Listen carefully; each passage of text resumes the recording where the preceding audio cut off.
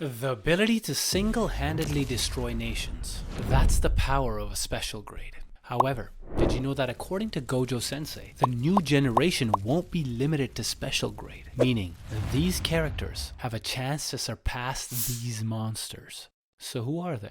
There are two sorcerers who can already be considered beyond special grade. First one is Sukuna. With cursed techniques like Cleave and Dismantle, he has the power to annihilate an entire city. In theory, it would be easy for him to conquer an entire country. No matter how many destructive missiles or advanced weapons the world's mightiest military forces throw at him, he can slice through everything. If by some miracle they manage to hit him, he can just heal himself using the reverse curse technique. The same goes for Kenjaku. With Geto's curse technique, he can create his own army. He's also a master in barrier techniques, second only to Tengen. Plus he's got a bunch of techniques up his sleeve like Kaori's, Yuji's mom, anti-gravity, which he can use to cancel any incoming attacks. I mean, he even stopped himself from getting sucked into a black hole. Who else can stop this guy? On top of that, Kenjaku is slick with it. His Jujutsu sorcery skills and strategic intellect are unmatched. He even imprisoned Gojo Satoru, which is a part of his huge plan to set up the culling game. He even convinced the US to attack Japan to kidnap sorcerers for studying cursed energy as an alternative energy source. But he actually lured them into the culling game to sacrifice the soldiers for his scheme.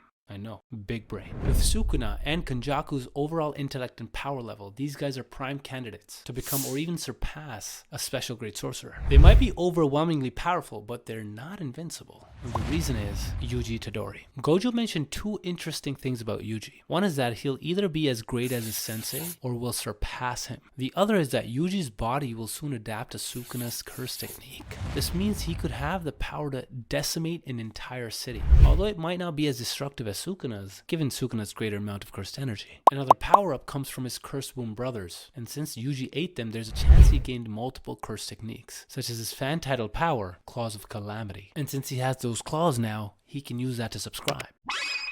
He might already possess a deeper understanding of curse energy, especially since he's blessed with the spark of black. In theory, he's the first sorcerer capable of actually controlling the Black Flash. Also remember, when Sukuna stated, the boy is from that time, and Kenjaku does the grossest things, could Yuji be a person from the Heian era? Did Kenjaku use his own son to reincarnate a previous sorcerer? Since these are all just theories, and we haven't seen much of Yuji's full power yet, I can't say much more about him being beyond special grade. However, I'm excited to see how he and Higuruma plan to take down the King of Curses. Also, it's definitely not Yuji who will be the one to defeat Mommy Kenjaku. It's none other than our boy, Yuta. He successfully did it because Takaba kept Kenjaku distracted. But is Kenjaku really dead? Takaba, by the way, whoa, insane.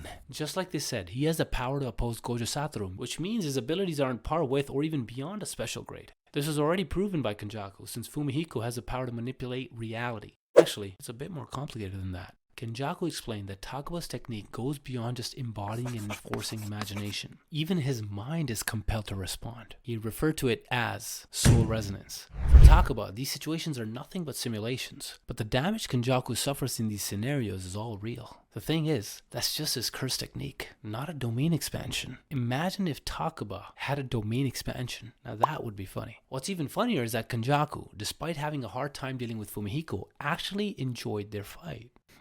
Now that we've witnessed his power to affect reality itself, he truly is a special grade case. He even destroyed a special grade curse spirit by hitting it with a truck. Yeah, Kenjaku almost got isekai'd. During the culling games, as the US military started kidnapping sorcerers and encountered Takaba, he simply danced while a soldier fired at him. Imagine what he would do when facing an entire army. Regardless of how deadly or advanced their weapons might be, they all seem like a joke against him. He has only one weakness though. Fumihiko's ability is directly linked to his self-confidence. If he begins to doubt himself, particularly his comedy, which isn't that funny by the way, his power will switch off, leaving him vulnerable. Aside from our comedian who's not actually funny, there is another sorcerer who also has a crazy curse technique, Kenji Hakari. He's also one of the students that Gojo mentioned will one day surpass him. That's a big statement. Not only does he possess a unique and brutal curse energy, but this dude is also battle smart, and those abilities are just the tip of his power. What's even more terrifying are his curse technique and domain expansion. His curse technique, Private Pure Love Train. It might sound like cute at first, right? But once the music of his domain starts playing, it's game over. Hakari's domain expansion, called Idle Death Gamble, is a pachinko power domain that looks like a train station. Kenji aims for a jackpot with 1 in 239 odds, offering 2 special bonuses. First, endless curse energy for 4 minutes and 11 seconds. The other is unkillable mode, which auto heals his wounds through a reverse curse technique. As long as Hakari keeps hitting the jackpot, he can repeatedly activate his domain. I know, this guy's broken, and because of his over-the-top skills, we can consider him beyond special grade, but there is a disadvantage. Hakari's domain expansion is all about luck. He needs to hit a jackpot to unlock those crazy powerful bonuses, which is kind of risky because it's so unpredictable. So there's a real chance things might not go his way. He might be confident about using his skills to twist luck in his favor, but remember, we've seen another sorcerer who was just as sure of himself, and well, he ended up split in half. Don't get me wrong, Hakari is still incredibly powerful, and I'm not saying he's weak or anything, it's just that there's a possibility he could end up facing someone like this guy. Oh, by the way, Suguru isn't the only sorcerer capable of creating his own army. Surprisingly, there are 2 more, and you definitely missed them. The first one I want to talk about is Yaga. It was revealed that the higher-ups are actually afraid of Masamichi's curse technique. They didn't take action earlier because he was under Gojo's protection. Since Yaga has the power to create cursed corpses, the higher-ups were concerned he might raise a powerful army. And did you know that they almost classify Yaga as a special grade? To be honest, I'm currently thinking, like, if Yaga were a villain, imagine the monsters you could create. In fact, if he was a villain, they'd probably label him above special grade. The next sorcerer who can build his own army is Kokichi Muta, Mecha Maru. He's also one of the sorcerers who had a heavenly restriction, just like Toji and Maki. But aside from gaining superhuman strength, he faces physical restrictions. In exchange, he gained a large amount of curse energy, allowing him to use his technique over a wide range. So wide that it covered the entirety of Japan.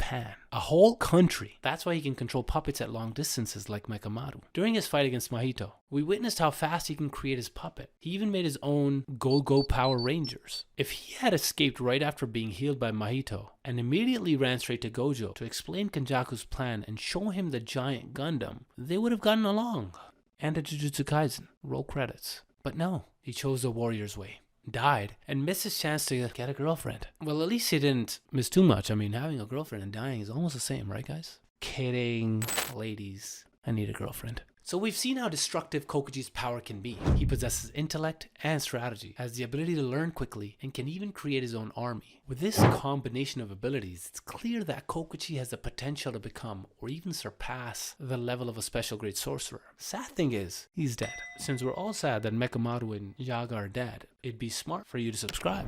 Hanakurusu, or Angel, as they are separate beings by the way, can also be considered special grade due to her incredibly powerful ability. This power can be executed on a massive scale, allowing it to extinguish or negate other curse techniques. This is incredibly powerful as it could potentially neutralize entire groups of sorcerers or break through seals and strong barriers. This technique is called Jacob's Ladder. With this power, she almost killed Sukuna and freed Gojo Satoru from the prison realm. Unlike most special grade sorcerers, who are all good at hand-to-hand combat, we didn't get to see her actual fighting style during the culling games. But the fact that she scored points means she must have defeated other sorcerers, so we probably haven't seen her full power yet, unless she was just spamming Jacob's Ladder against her enemies. However, she also has a weakness. She falls for things too easily, especially when Megumi is involved, which is why Sukuna easily tricked her and she failed to kill the King of Curses. I don't really see her powers as being capable of destroying a country yet, but as we've observed her primarily focusing on rescue operations, she might be well suited as a special grade magic support.